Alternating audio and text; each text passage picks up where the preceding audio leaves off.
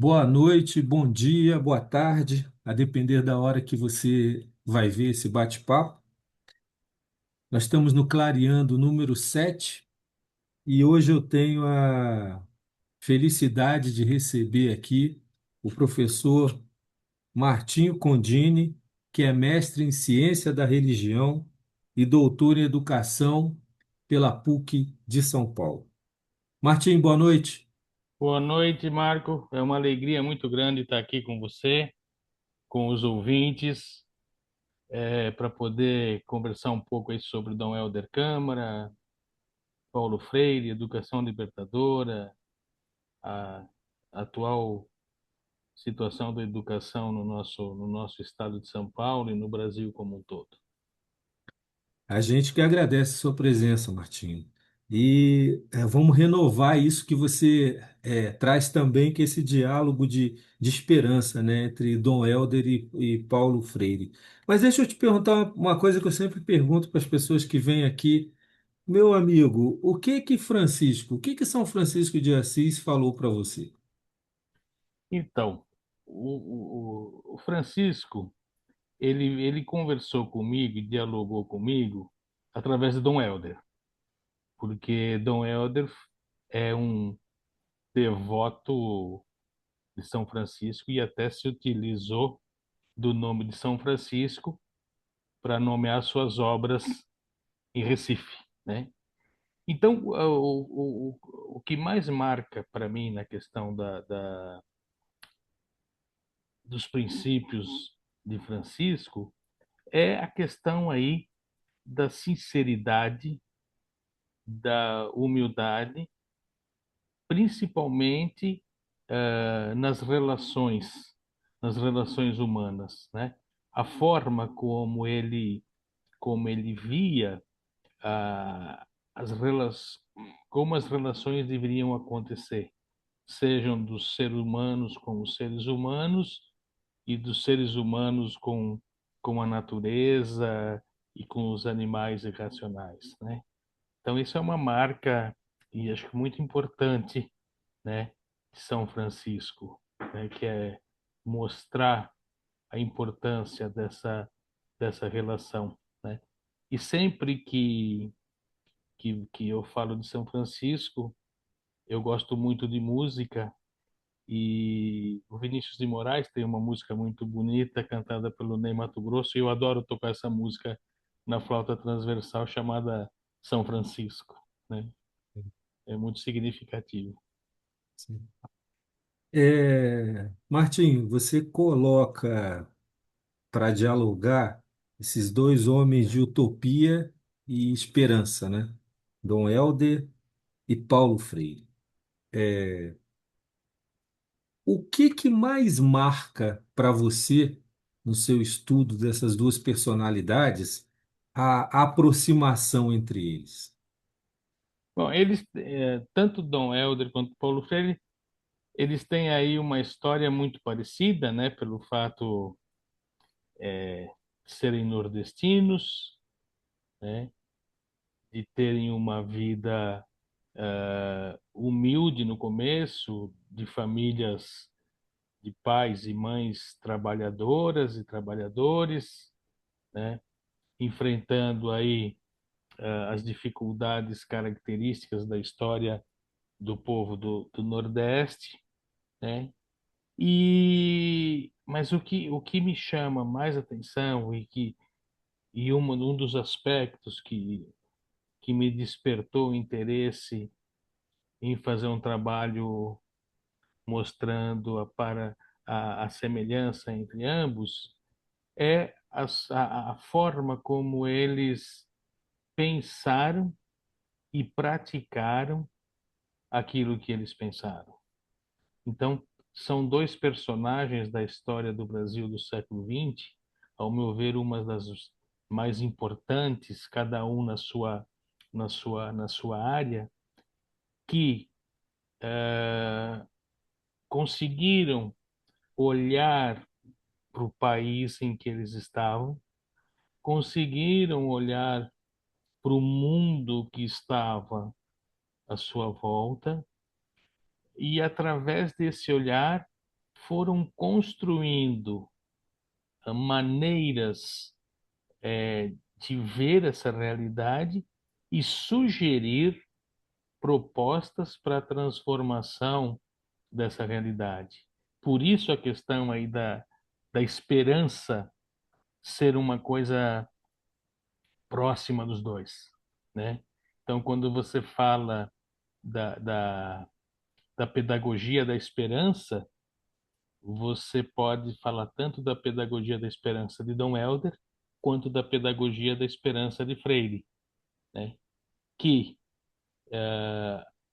por caminhos diferentes, foram construindo maneiras de, de, de, de fazer com que as transformações fossem acontecendo, né, de alguma maneira, né? Seja via educação, seja via a própria religião, né? Sendo feita aí de maneiras diferentes. Então, vamos falar assim que a praxis elderiana e freiriana é que me chamou muito a atenção. Ou seja, né, a teoria e a prática, eles a realizaram o tempo todo. Não ficaram só nas ideias, né? As ideias de Freire e as ideias de Helder foram sendo transformadas em realidade, né? Através daquilo que eles produziram durante toda a vida.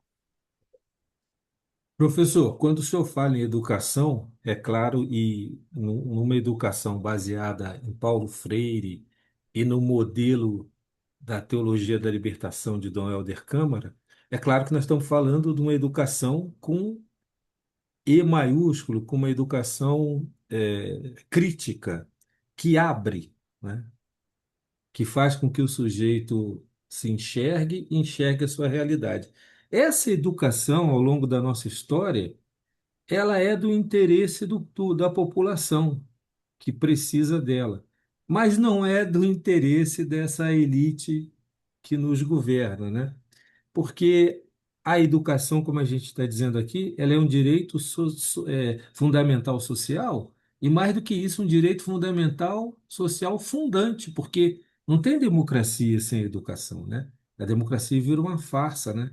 A, a usar uma linguagem que é até do cara conservador, que era o Ponte de Miranda, ele diz que o quanto democrático de uma nação que não tem uma educação crítica, ele vai se dissolvendo. A democracia fica sempre em perigo. Como é que o senhor analisa isso hoje, frente à realidade que a gente está vivendo e trazendo para essa conversa Dom Helder e Paulo Freire? Tá? Bom,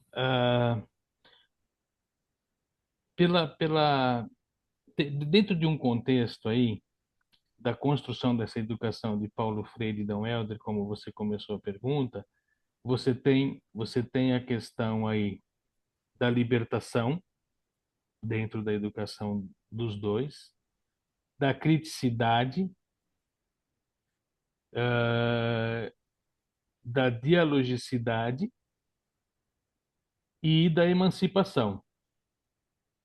Então, acho que esses quatro aspectos eles vão caracterizar a maneira de Dom Helder fazer a educação religiosa, vamos chamar assim, e Freire de fazer o seu processo de educação a qual ele acreditava. Então, quando a gente pensa nesse processo, você você tem aí uma questão muito importante que é a questão humanista por detrás de tudo isso, né? Então, uma educação humanizadora, como foi pensada por Freire e por Dom Helder, vai ter essa preocupação com a criticidade, com a dialogicidade, com a emancipação, com a libertação, para se chegar àquilo que eles chamavam de transformação, né? Você transformar a realidade a qual você está inserido. Então, e aí existem os paralelos, né? O Dom Helder dizia assim que quando ele chegava numa comunidade e as pessoas falavam que estava tudo bem, ele falava não, não está nada bem. Vocês não têm terra, vocês não têm água, vocês são explorados. Então, a gente vai precisar entender por que acontece isso com vocês. E o Freire, de um outro lado, vinha com a questão do que a leitura de mundo precede a leitura da palavra. Então não vai adiantar nada você aprender a ler se você não sabe primeiro entender a realidade a qual você vive, né? Então por isso o Freire tem aquela questão de fazer com que as pessoas, ele começou com adultos, depois isso vai passar para crianças também, delas aprenderem a ler, a serem alfabetizadas a partir das palavras que elas conhecessem, né? A famosa palavra tijolo, né? Então, tijolo, fome, cerca, né? Seca, né? Então, ah, vamos dizer aí, desde a da década de final dos anos 50, quando nós temos aí o movimento de educação básica, criado pela CNBB.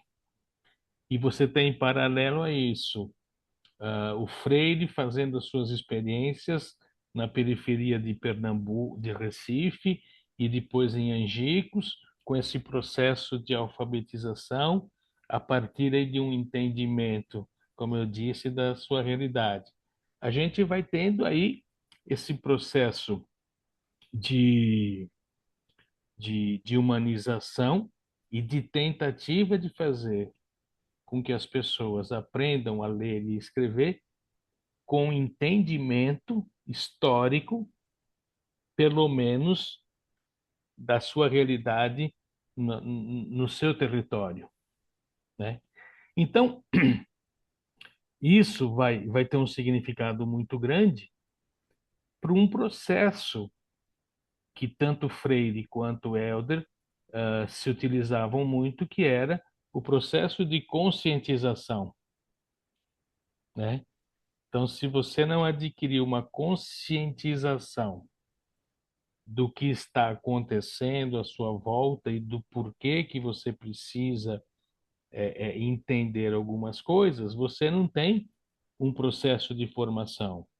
Você vai ter o processo de alfabetização, escrever seu nome, que é o que aconteceu após o golpe militar, né? Nós tínhamos o Plano Nacional de Educação, que foi fruto do MEB, do trabalho do Freire, do trabalho da CNBB. E aí, com o golpe militar, a primeira coisa foi acabar com o Plano Nacional de Educação, que, né, que seria uma proposta de alfabetizar milhares de brasileiros num período pequeno de tempo, né? E isso foi uma das primeiras atitudes, né, do governo. Não só acabar com o plano, como perseguir todos que trabalhavam com o Plano Nacional de Educação, prender o Freire e ele ter que ir para o exílio, né? E aí vem uma outra proposta de trabalho de formação de alfabetização, que foi o Mobral, Sim. que não tinha nada a ver com o Plano Nacional de Educação, né? E Cartilha, né? João da Silva, é, não é? né? Eu acho que tanto eu quanto você fomos alfabetizados pelo caminho suave, Sim. a cartilha. E o É, problema, eu sempre costumo dizer assim, o problema do caminho suave não era a cartilha caminho suave, era a forma como se trabalhava com a cartilha, né? Porque se você trabalhar aquela cartilha para conscientizar, ela vai ter uma outra, um, um outro resultado. E aí a gente não pode esquecer também, Marco, que desde desde sempre aí, desde de que os jesuítas chegaram aqui, a educação sempre foi pensada para favorecer uma elite, né? sim, E é claro que período colonial, período imperial e parte da República não se pensava na educação para conscientização de toda a população. Tanto é que a gente sabe que, né, escravos nunca foram para a escola, enfim. Então você tem esse histórico de um país onde a educação nunca se preocupou em conscientizar, né? Então eu costumo dizer que isso começou a ser pensado com o grande Anísio Teixeira, sim, né? Na década de 20, com a escola nova, né? E a partir daí, então, que começa, ainda de uma maneira muito rudimentar, mas foi muito importante, a questão de Anísio falar da importância de se ter uma escola pública para todos. Mas a gente sabe que essa escola pública para todos também passou boa parte da República sem ser para todos, né? Até a década de 60, né? Foi uma escola que também, apesar de pública, era para a elite, né? Era para a elite. Então, quando você me fala, né, dessa relação com o que acontece hoje, é uma mudança muito grande, até em função dos próprios interesses políticos dentro da educação, né? Freire foi muito claro quando ele fala que a educação é um ato político. E sendo um ato político, se você não tem uma política de Estado para a educação, cada governo vai realizando o seu plano educacional da maneira que ele bem entende. Quem deu um pouco de formato a isso foi a Constituição de de 88 88. e a Lei de Diretrizes e Bases, né, a partir de 96. Mas mesmo assim, a gente sabe que no Brasil nós temos uma legislação educacional, a hora que você pega para ler, ela é maravilhosa. Você fala, nossa, que bacana, né, a proposta.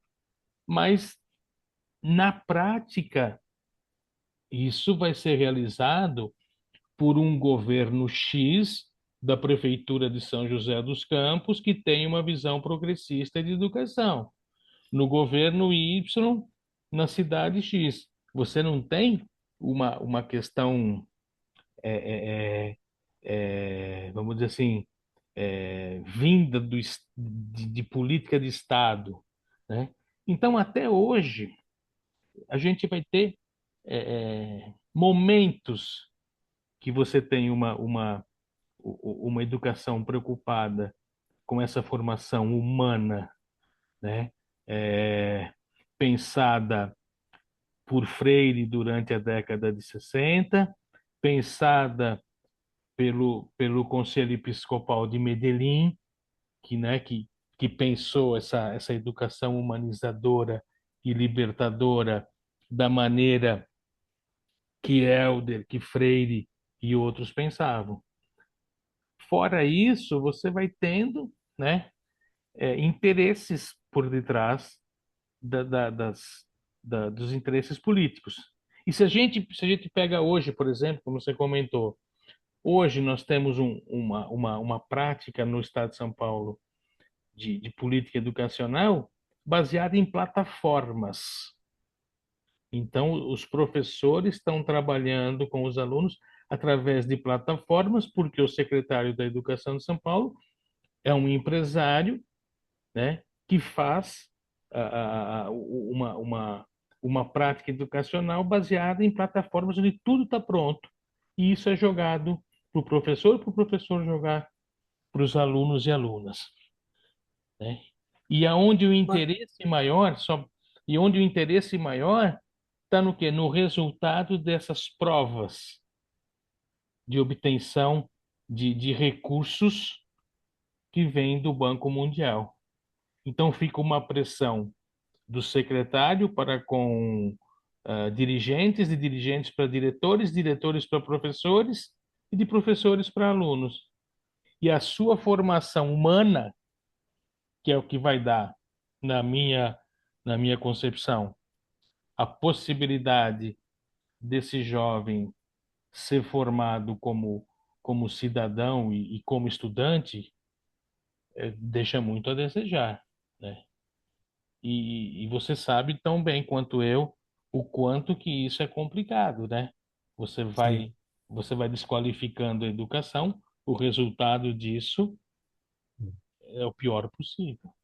Então, professor, então hoje a gente está juntando, como o senhor deu o exemplo de São Paulo, não só interesses privados, né, que eles sempre estão por aí, na educação pública, mas a gente está juntando e fazendo aquilo que o professor Darcy Ribeiro dizia, né? Essa anti-educação, essa educação bancária, ela é, na realidade, é um projeto, né? É um Isso. projeto É. que vai cada vez mais diminuindo a quantidade da democracia, que vai tirando do povo a capacidade de análise, a capacidade crítica, né? E deixa eu só emendar uma pergunta. O método do Paulo é um método muito concreto, né? O método de Dom Helder também. Como é que a gente lida hoje, professor, com essa potencialização da alienação através da tecnologia, Essa né? é a pergunta do milhão. Então, você sabe, Marco, que Você já tinha pensado nisso? Você... tinha pensado, mas assim, eu acho que a gente está numa situação um pouco complicada nesse sentido, né?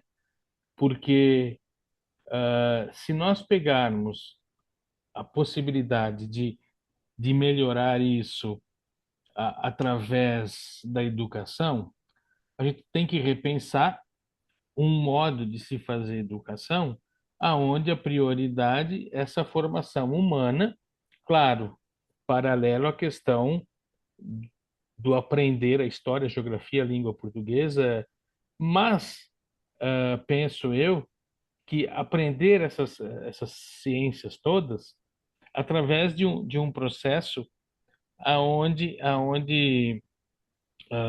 alunos e professores, educadores, educandas, enfim, tenham uma possibilidade de uma relação humana, que a gente falava lá do São Francisco no começo, muito mais, muito mais próxima, muito mais de olho no olho. Lógico que a gente não pode se esquecer que toda essa geração que está na escola hoje nasceu com o celular no berço. Isso é um problema muito sério. Então, assim, eu acho que existem nichos de escolas, pelo fato de ter gestores e professores que os astros fizeram que tivessem juntos naquele momento, que fazem trabalhos espetaculares. Aqui na periferia de São Paulo, na cidade de Tiradentes, tem uma escola, coincidentemente, chamada Nelson Mandela, que faz um trabalho espetacular. Aqui na Lapa, mais precisamente em Butantã, o Amorim Lima, que consegue, mas essa escola tá, o Amorim Lima, por exemplo, está há 30 anos batalhando para fazer uma educação, vamos chamar freiriana. Então, não é fácil. Então, o que precisa, já que a gente não tem uma facilidade de ter governos que possibilitem e facilitem esse trabalho, você vai contar com gestores, educadoras e educadores.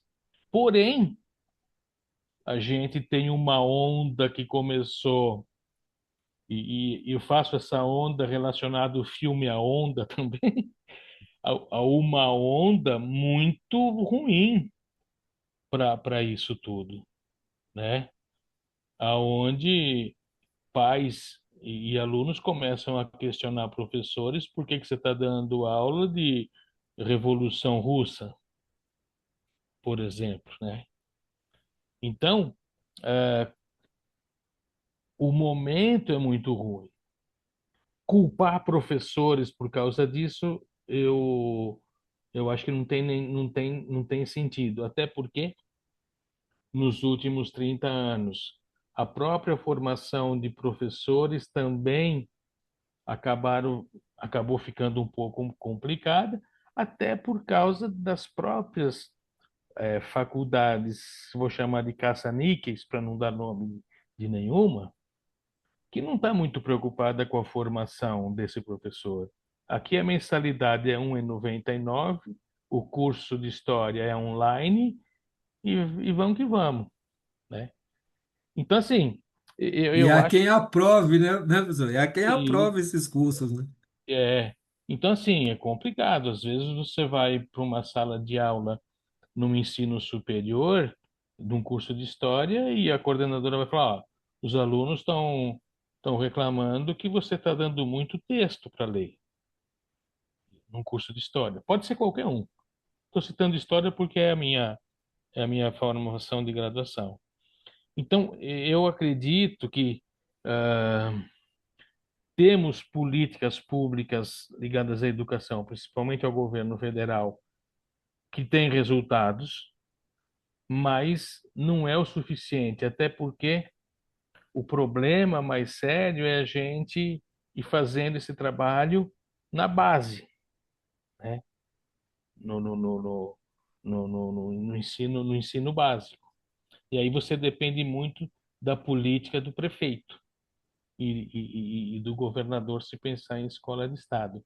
E fazendo paralelo com você me falou da educação a partir de Dom Helder, eu acho que o que a gente teria aí para contribuir muito, e contribuiu muito nos anos 70 e 80, era a formação que se tinha nas comunidades eclesiais de base, né? A, a partir do momento em que, a partir do papado de João Paulo II, essas comunidades eclesiais de base foram sendo minadas, né? Tirando lideranças importantes de suas bases, você a Igreja Católica foi perdendo através das comunidades eclesiais de base uma base importantíssima para essa formação humanista através da religião, né? Então, essa transformação acabou fazendo com que nós não tivéssemos ao longo agora desses 40 anos, né, uma vamos chamar de uma militância tanto laica quanto religiosa preocupada com essas questões. Falar para você que não tem é mentira. Nós temos ainda pessoas, mas assim, é a minoria. Reerguer isso, penso eu de fora, seria aí. Eu sei que existem encontros das comunidades eclesiais de base ainda, eu tenho amigos que participam, então, mas principalmente religiosos que dariam mais sustentação para isso, Difícil. você conta nos dedos. Você sabe melhor do que eu, até porque você tá dentro do movimento, né? Então, a gente não pode. Quem estuda e segue Dom Helder e Paulo Freire não pode perder a esperança nunca. Não, não. Mas a gente está há um bom tempo nadando contra a maré. A maré Sim. não tá para nós, né? É. Não dá para pegar onda, né? Professor, deixa eu só voltar um pouquinho para o problema da educação em São Paulo, porque numa parte da sua fala, o senhor disse que o atual secretário de Educação de São Paulo é um empresário, então a gente já pode dizer que a supremacia do interesse público na educação, ela fica um pouco comprometida à medida que você impõe uma plataforma. Mas o senhor não acha que esse fato de impor uma plataforma pronta para um professor, eu não sei quem constrói o que vai nisso, né? O que vem realmente de para ser ensinado, de uma certa forma, é depender como ela é colocada, ela não fere aquilo que está no 206, que é a liberdade de aprender, de ensinar, de pesquisar, de divulgar. Quer dizer, ela não tira a liberdade de cátedra dos professores? Eu acredito que sim. Antigamente a gente falava o seguinte, não, eu quero dar aula na rede pública, porque na rede pública eu tenho liberdade para trabalhar em sala de aula. E ter liberdade para trabalhar não significa fazer o que eu quero. Significa eu ter a liberdade de poder falar sobre os assuntos e debater e fazer as críticas ou jogar para que os alunos possam discutir, né? Então era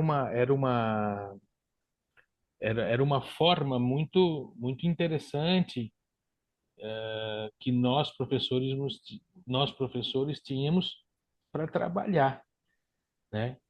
Então, quando você vem com uma plataforma, seja ela tecnológica ou nem que não fosse tecnológica, isso tira toda aquela importância do que seja uma educação libertadora, né? Porque esse princípio da educação libertadora é você poder fazer com que esse aluno tenha senso crítico. E para você ter senso crítico, você tem que pensar, discutir, dialogar, né? A gente reclamava dos nossos professores na ditadura que ficavam lendo o livro de história lá na frente e depois dava as perguntas do questionário, você decorava 20, respondia 10, tirava 10 porque você tinha uma boa memória. Ponto, né? Então, essa essa questão de você impor essa uma plataforma, você tira toda a autonomia e aquele livro do Paulo Freire, A Pedagogia da Autonomia, Economia. vai embora, né? E o mais, e assim, quando eu fiz a transição de trabalhar no ensino médio para o ensino superior, eu falei, nossa, que legal, porque o ensino médio já vinha com as regras muito impostas e você vai ficando um pouco chateado com isso. E aí, quando eu fui para o ensino superior, passado pouco tempo que eu estava nele, eu comecei a perceber que também no ensino superior começavam a adotar essas práticas, falando para a gente no ensino superior que tipo de prova que a gente tinha que dar. Olha, você tem que dar questões, mas tem que dar teste, tem que dar múltipla escolha, tem que. Ou seja, quem sabe como vou avaliar o aluno é o professor que está em sala. De repente ele acha que tem que ser chamado oral, que tem que ser seminário, que tem que ser, sei lá, né? Fazer uma poesia, não sei. Então, assim, a coisa ficou de um tal jeito que hoje o professor, ele é toda pessoa é um trabalhador, mas ele não é mais aquele, aquele,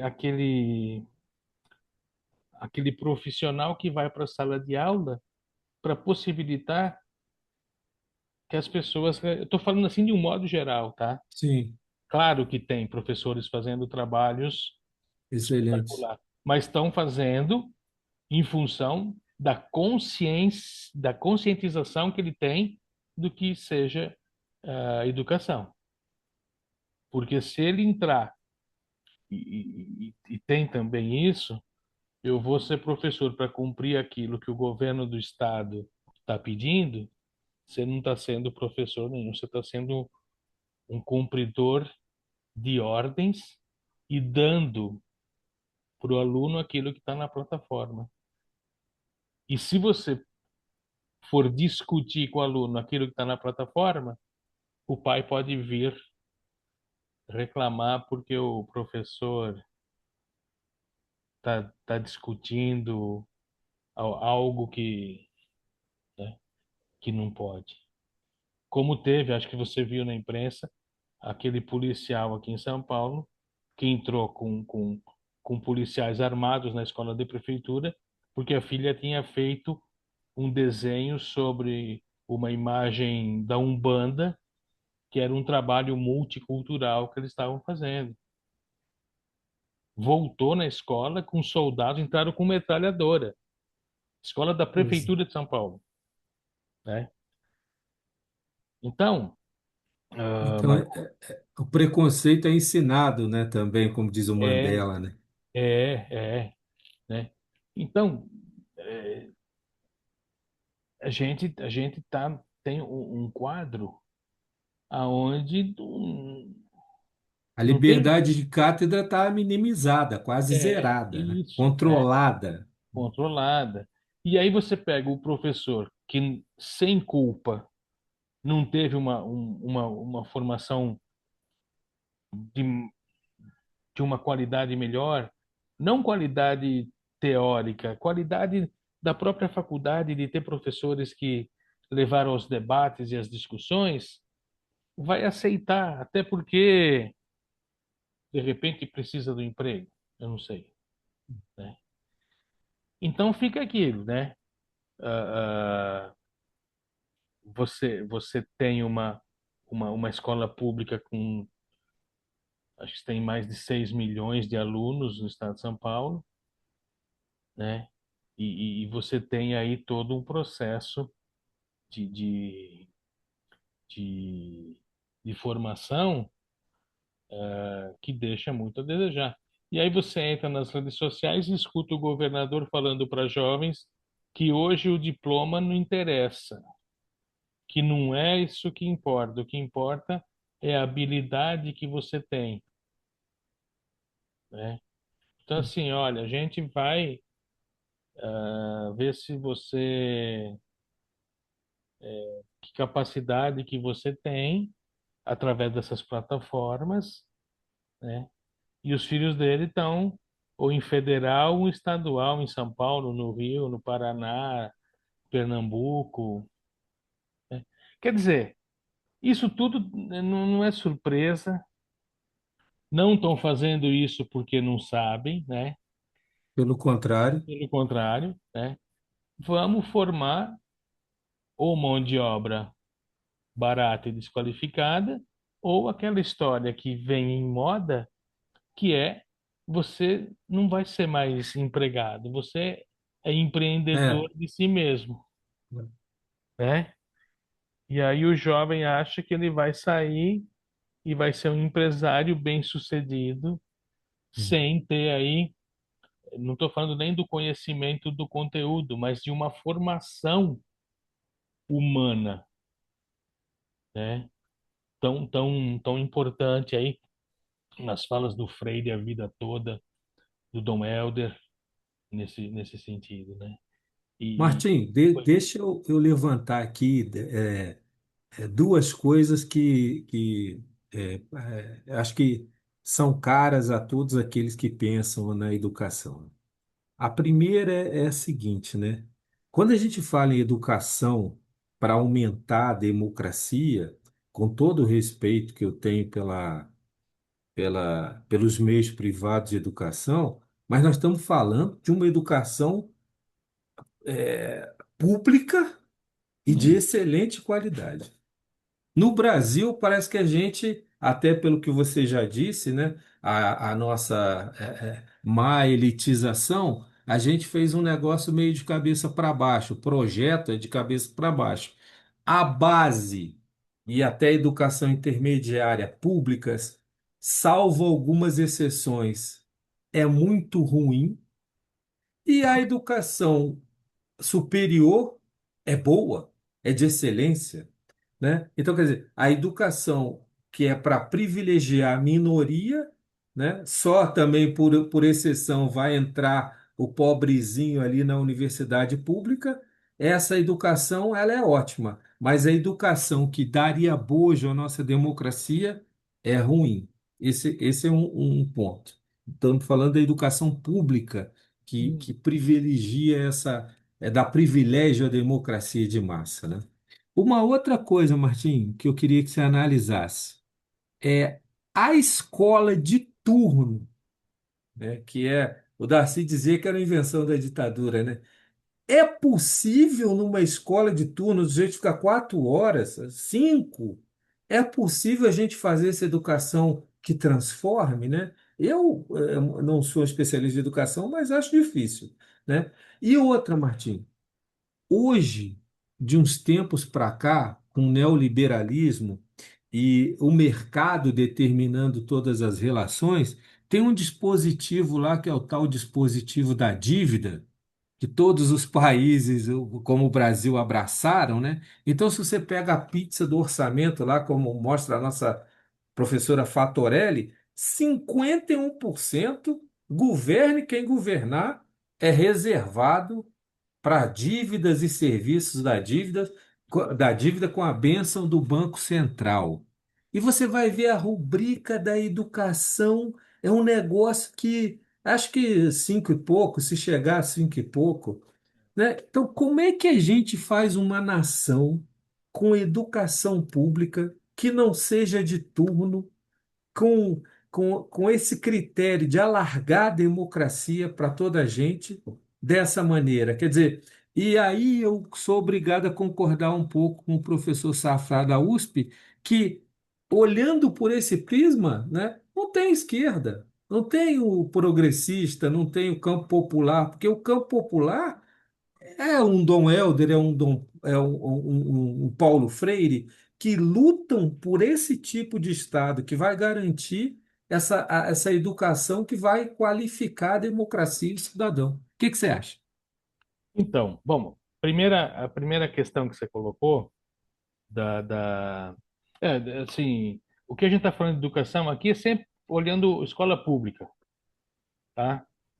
Escola particular tem muito pouca representatividade no país, e aí quem pagou vai estudar onde quiser e paga, e aí não tem problema nenhum, exceto algumas instituições privadas que merecem respeito, né? As pontifícias, por exemplo, né?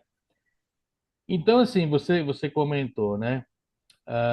O aluno que estuda na escola pública até o final do ensino médio, essa escola pública que tem aí ah, escolas ótimas, mas na sua maioria a gente sabe o que acontece. Quando sai, presta o vestibular e vai para a universidade, vai para a faculdade privada.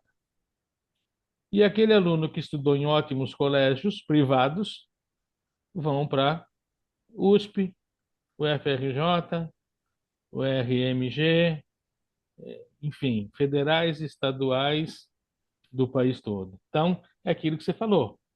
É uma inversão muito, para falar a verdade, é canalha isso, né? Porque, né, aquele aluno, né, que deveria estar na escola pública vai ter que pagar a escola privada, porque a concorrência é injusta. O que amenizou um pouco isso, e eu aceito isso, foi a questão aí do Enem, né? E da questão das cotas, que eu acho que eu também concordo, né? E que possibilitou aí muitos alunos que não teriam condições de disputar em pé de igualdade, né, com quem vai para um ótimo colégio. E que chegando na universidade tiram notas tão boas ou melhores do que esses, né? Que entraram aí por fazer a universidade, o colégio pago e ter ido para a pública. E nesse Brasil as coisas são tão sacanas por parte de algumas pessoas que quando começaram com essa questão de cotas de aluno da escola pública concorrer como aluno, ter feito o primeiro, segundo e terceiro colegial, Ficamos sabendo de vários alunos que faziam colégios caríssimos aqui em São Paulo, de manhã. À noite iam para a escola pública para fingir que estava fazendo o primeiro, segundo, terceiro colegial. E na hora de fazer a ficha da FUVEST, por exemplo, aluno da escola pública. Então, burlar de uma maneira muito safada, né, Marco? Então, isso é uma contradição muito grande, né? Depois você mencionou a questão dos turnos, né?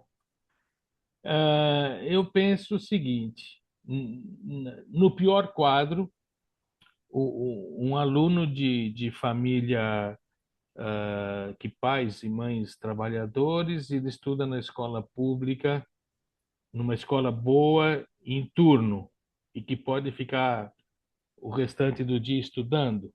Até acho que isso é possível. Muitas pessoas fizeram isso. Agora, escola noturna, trabalhar o dia inteiro e ir para a escola das 7 às 10 da noite, para depois pegar 1 hora e meia de ônibus para ir para casa, isso é mentira. Acho muito complicado. E como já dizia, como disse o Brizola uma vez pro Fernando Henrique num debate, né? Que a educação não é cara, não. Cara é ignorância, Ignorância. né? Defender, porque o Fernando Henrique veio falar que imagina gastar não sei quantos bilhões de reais para construir CIEPs.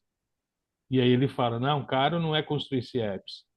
Caro é ignorância e vocês vão ver como isso vai custar caro. Isso ele falou lá em 80 e em 94, acho, quando o Fernando Henrique foi candidato a primeira vez, né?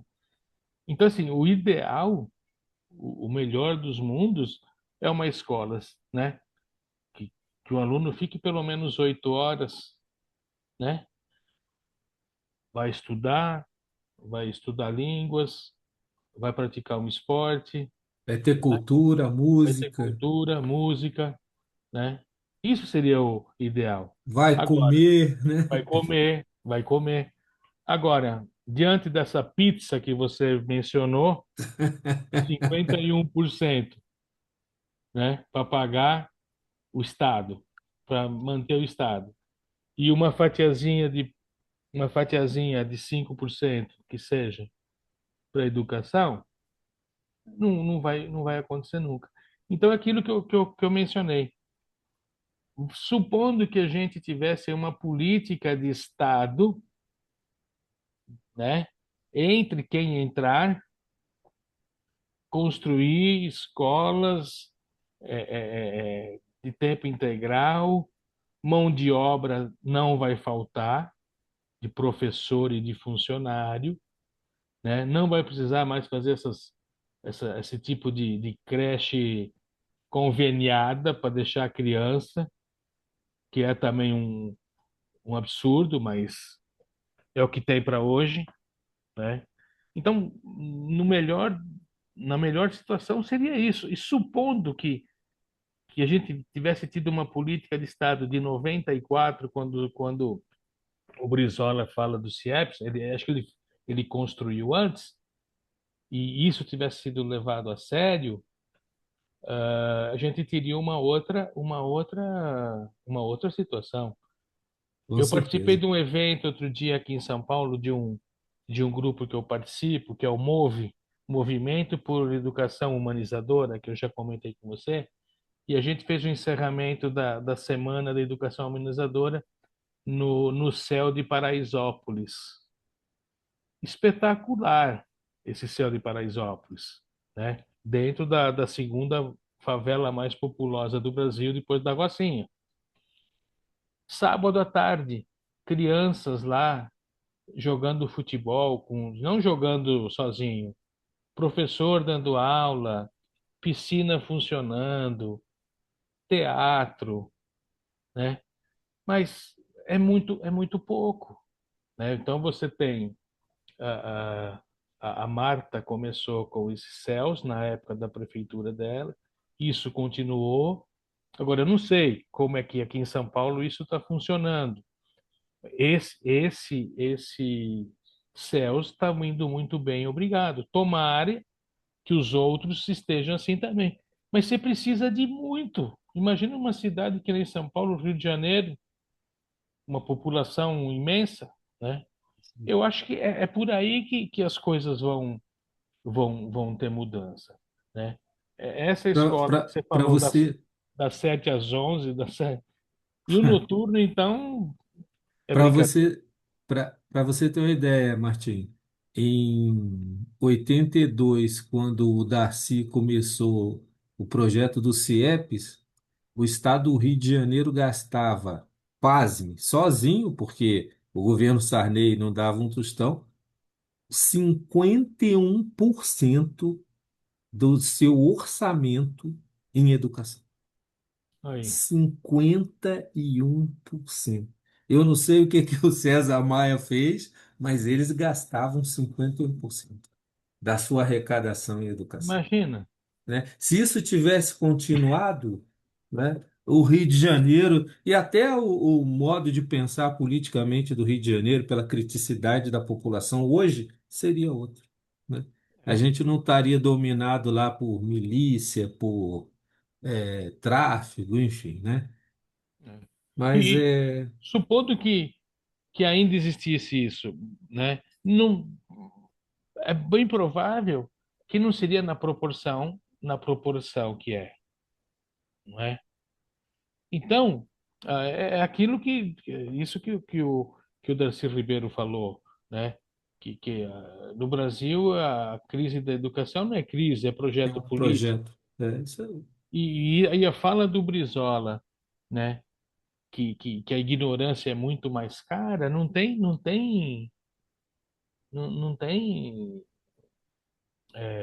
fala mais correta, né?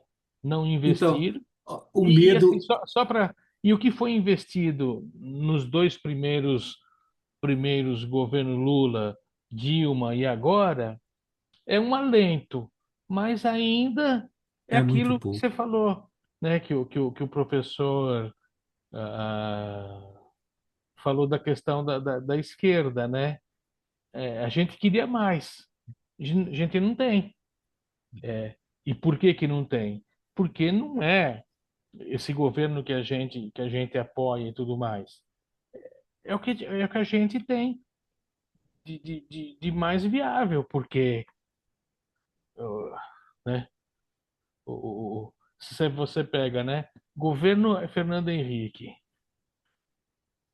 não construiu uma universidade federal. Esse aí, o presidiário aí, não só não construiu, como quis fechar, né? Então, assim, é o melhor dos mundos? Não é, mas caminhou um pouco no ensino superior. Agora, o básico não dá. Eu acho que a gente precisaria ter uma outra construção de educação. Mas é assim, né? Como eu comentei, cada governo que entra, dependendo da sua, dos seus interesses na educação, vai fazer de um jeito. E É. não A precisa gente muito não, tempo. 4 anos você a consegue destruir bastante. sim, a gente não tem como o Uruguai, né, que depois do Mujica segue uma política de Estado na É, educação. A é, gente não é. tem, né? Não. E aí Ainda- não me venha com essa lógica que o Uruguai, né, alguns defendem. O Uruguai é pequeno. São Paulo tem um PIB muito maior do que o Uruguai e não consegue fazer uma educação igual. Quer dizer, não é prioridade. Porque É, a prioridade aqui é o que você escreveu nesse seu livro.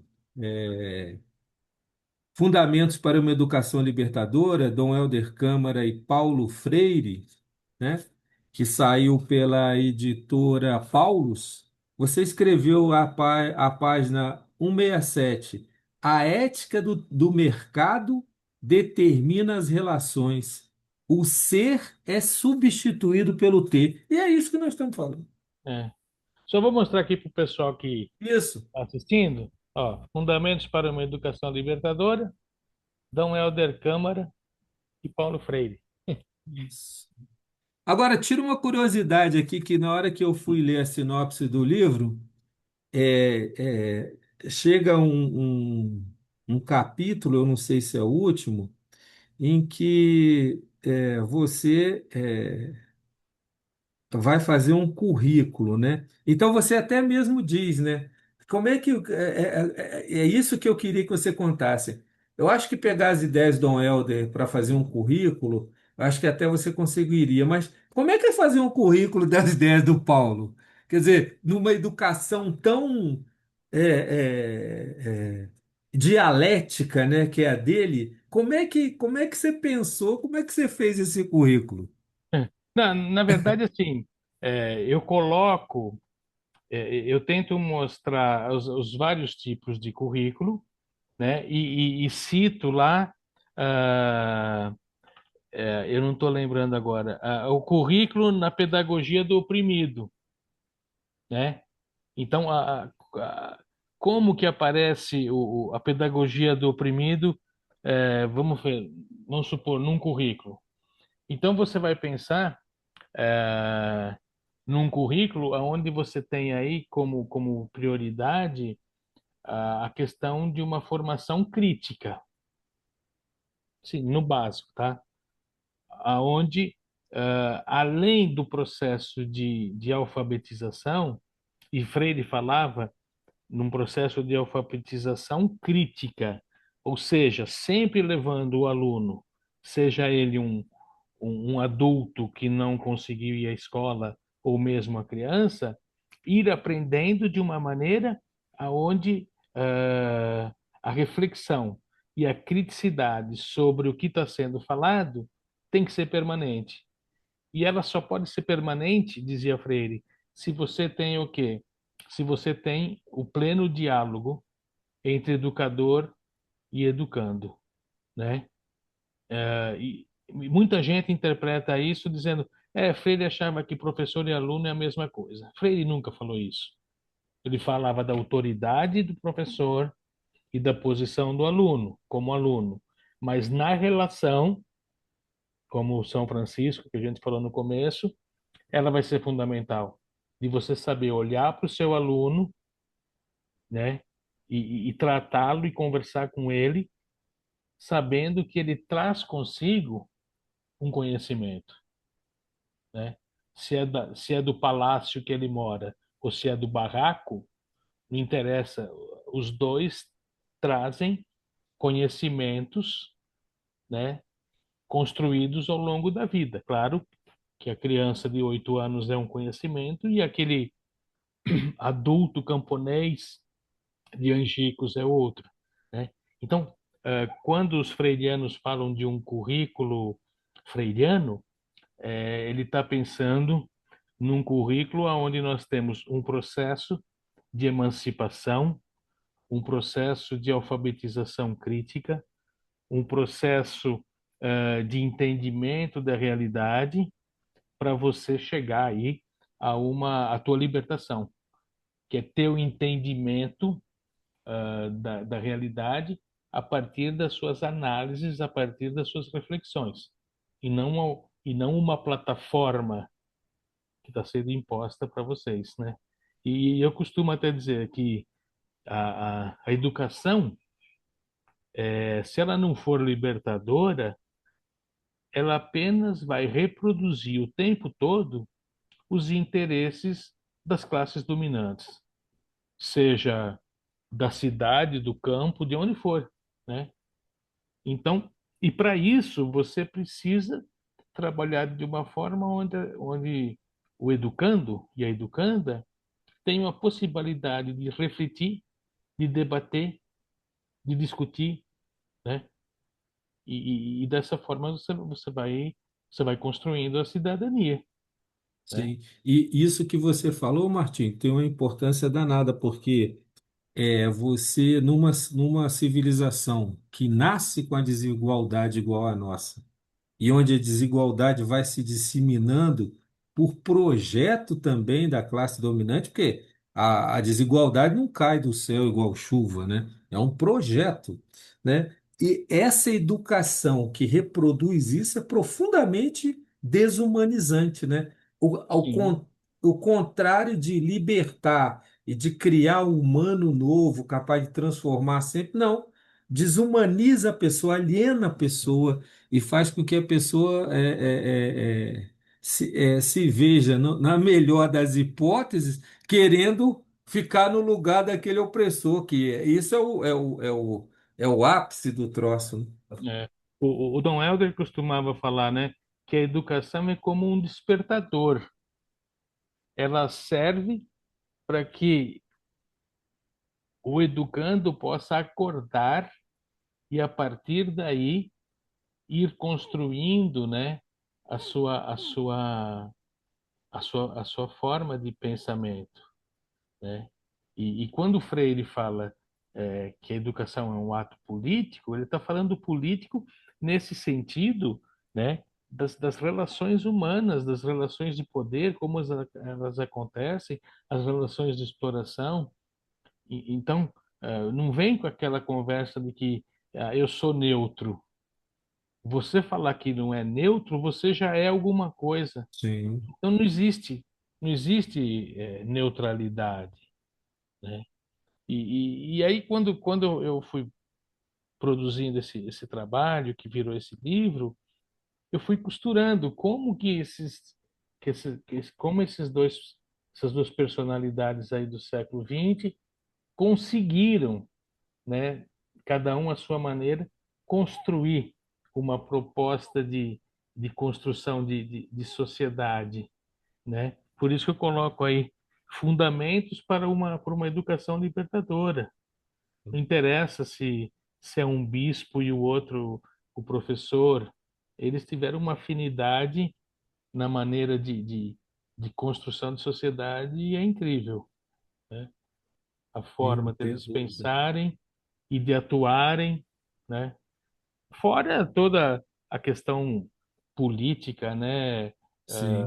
Freire do jeito dele fora do país, porque teve que ser expulso, e o Dom Helder nos 21 anos aqui, né, enfrentando essa ditadura militar, né? Silenciado, né? Silenciado 7 anos e mesmo assim atuando de uma maneira muito corajosa, muito firme, né? Já ah,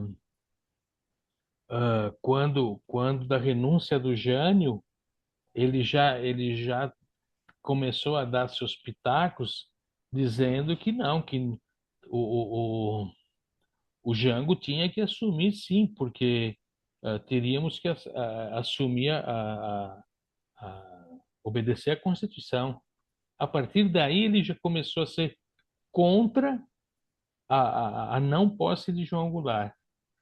E aí depois com o golpe, então, nem se fala, né? Então Ô, é. professor, deixa eu pedir uma opinião sua, né?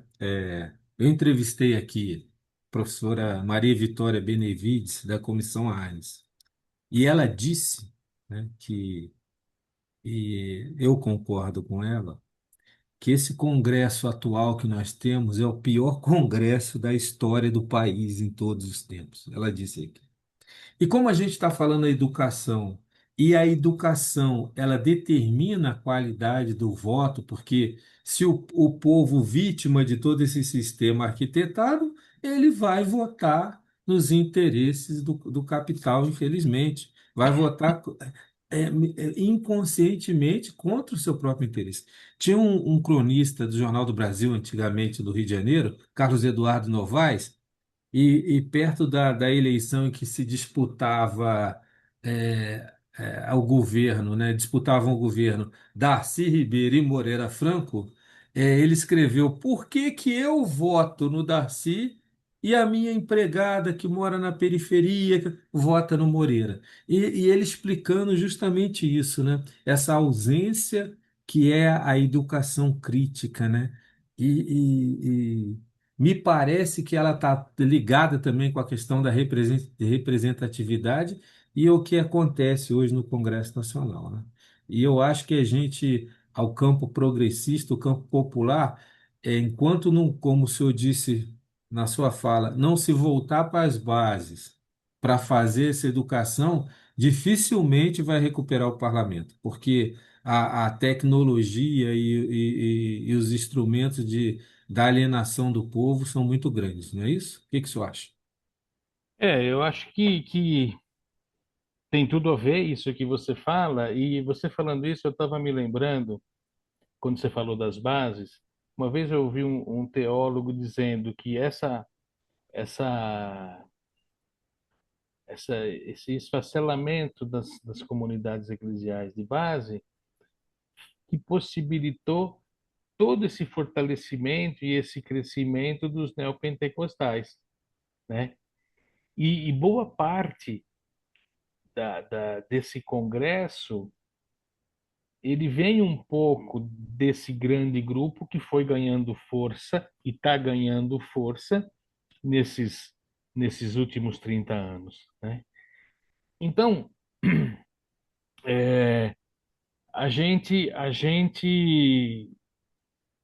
fica mesmo pensando nessa situação de por que, né, tanta gente votar nesses personagens que, na verdade, vão para o Congresso para fazer tudo, ou grande parte, de coisas para não favorecer essas pessoas, né? E eu, só para descontrair, tem aquela frase do filósofo Tim Maia, né? Que ele diz que o Brasil é o único país que o cafetão se apaixona, o traficante se droga e o pobre vota na direita, É né? verdade. E, e assim, é, é, é difícil até de você explicar isso, né? Porque da condição que a pessoa está, e eu não sei se não há um entendimento por parte dela do que essas pessoas estão dizendo, do que se está propondo, né?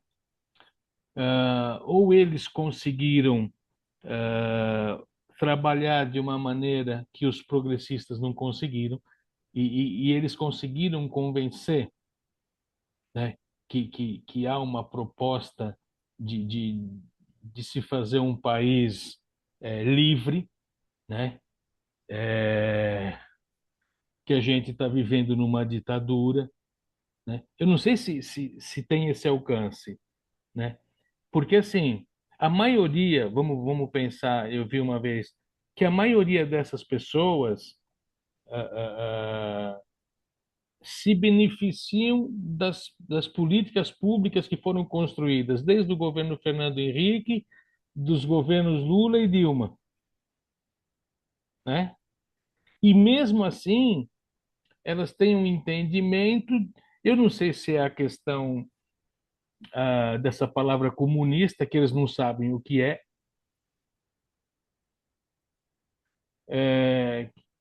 apesar de não ter existido comunismo em nenhum lugar do planeta, né? Então, eu acho que uma junção de fatores acabam levando a esse entendimento, né? E Porque, nesses últimos 10 anos, foi um crescimento dessa, dessa, dessa visão, né? Porque, Martim, quando você pega um mapa eleitoral, é interessante você analisa, né? Você pega um mapa, por exemplo, do Rio, né? Você vê no Rio, hoje é um voto estranho, porque os progressistas ganham em Copacabana, Ipanema, mas na região da Central, que é altamente popular, na Baixada, perdem, né? Perdem. Então, quer dizer, eu acho que tem duas coisas aí que talvez a gente precise analisar, né, Martim? todo o processo de alienação do próprio sistema em cima de todos nós, e também tem a coisa de que eu acho que a esquerda abandonou as bases e, de uma certa forma, foi também se acomodando com essa coisa, né? Porque o poder também tem aquela coisa da Sim, mosca azul, né, Martim? acho que sim, Cara, concordo. pô, né? É. Então, assim, e eu não sei se é simplificar, falar que isso acontece até por causa desse processo todo que a gente está falando, da desvalorização que vem há décadas da educação, não só na questão da qualidade, mas na questão também da valorização do profissional, que acaba sendo consequência, né? Acaba sendo consequência. Eu acho insano. ah, eu, por muito tempo, trabalhei de manhã, de tarde e de noite. Tudo bem, a pessoa fala, mas todo mundo trabalha o dia inteiro. É verdade. Mas você lidar com 6 turmas de manhã, com 6 turmas de aluno à tarde, 6 turmas da noite, é claro que a qualidade do trabalho vai ficando ruim, Comprometida, né? não é? É. Então, assim, eu acho que passa bem por aquela política de Estado, não só de qualificação da educação, mas da valorização. Tem muita gente que diz, mas lá na década de 50, de 40, a educação era muito melhor. Até acredito que seja, em algum sentido, até porque só a elite ia para a escola, o professor era uma das profissões mais valorizadas, que tinha um dos melhores salários, você dava aula para poucos, né, alunos na escola pública, e na privada nem se fala, né, porque o que tinha de escola privada era muito mais escolas religiosas. Isso vai começar a aumentar a partir dos anos 60, né? Então, essa combinação que foi feita historicamente, ela não foi muito legal, não, porque nós estamos no século XXI e estamos aqui discutindo qualidade da educação brasileira, né? Tudo bem que você pode falar da tecnologia. Para mim, eh, ter, ter desenvolvimento tecnológico é uma ferramenta para ajudar no processo. Mas o que vai dar estofo e qualidade para esse ser humano aí, eu penso que essa é a relação humana e a formação humana dentro do processo educacional todo, né? E, e paralelo à questão aí da, de ter perdido essa força das comunidades eclesiais de base. Eu acho que isso é muito significativo para esse crescimento da extrema-direita também, né? Martinho, ó, a gente está terminando e eu queria que você deixasse aí uma. Que a gente fala de tanta coisa, né? É, e eu não queria também transmitir um certo pessimismo, né? Hum. Porque acho que a gente também, as pessoas conquistam as coisas, né? Apesar das dificuldades. Agora a dificuldade, uma dificuldade a mais é a gente também ter essa consciência que a mercadoria foi tirando da gente, que a gente é terra, né? E a gente está conseguindo destruir a nossa espécie através da destruição da nossa mãe, nossa irmã Terra, que custou a nascer essa consciência de que a gente é terra, mas muita gente ainda não acredita, e o cara morre abraçado com dinheiro e não está nem aí. Então, em homenagem àquela educação que não é bancária, em homenagem à luta desses dois grandes brasileiros, né, Paulo Freire, Dom Helder Câmara, em homenagem à sua própria obra, porque eu espero que ainda influencie muita gente, eu queria que você deixasse aqui uma palavra que é bem concedânea com esses dois monumentos, né? Que, como você disse, eles nunca, desesperar jamais, apesar dos pesares, eles sempre transmitiram esperança, né? Então, eu queria que você deixasse uma palavra para nós que somos educadores, para os professores, para as pessoas que lutam e para as pessoas que acreditam que é possível mudar. É. O Dom Helder costumava dizer que a utopia é o esteio da história. E o Paulo Freire dizia que sem utopia não há esperança. Então, juntando a fala tanto de Helder quanto de Freire, eu acredito que ah, a gente pode fazer algo de positivo pensando em nós aqui, pobres mortais, que tem aí essa preocupação que você menciona da educação, da questão do planeta. Porque esses que estão abraçados com o neoliberalismo e o capitalismo, esses desistem. A gente pode desistir, né? Não vai ter COP que, que, que Que faça ele dê mudar, jeito. que dê jeito. Mas nós, né, que temos essa gana de justiça social e de liberdade, de democracia, de Estado de direito, eu acho que a gente vai seguir em frente e mesmo enfrentando as dificuldades, a gente vai conseguindo, né, em cada espaço no qual a gente atua, fazendo o nosso trabalho, né, e contribuindo aí para essa formação, né, cidadã e democrática. Eu acho que é por aí, Marcos. Marco.